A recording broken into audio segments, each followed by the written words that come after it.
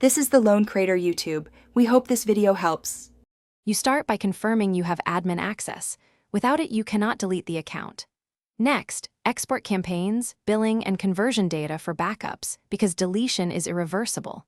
Pause all active campaigns and cancel scheduled or automated rules so no spend continues. Once done, sign in at ads. Google. Com and open the specific account. Make sure you're in the correct MCC or child account. This ensures you begin deletion from the right place and keep essential records for tax or analysis purposes. You now navigate deeper. Click Tools and Settings, then Setup, then Preferences to find account-level controls. Inspect account access and billing to confirm there are no linked payments, unresolved balances, or users needing notice. Clear any outstanding invoices. Choose Cancel Account when you have admin rights. If you manage via an MCC, remove the account from the manager or transfer it first.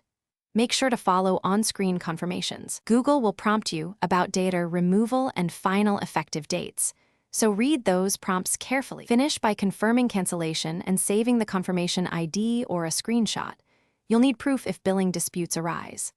Allow 24 to 72 hours for account status to propagate and for any remaining billing adjustments.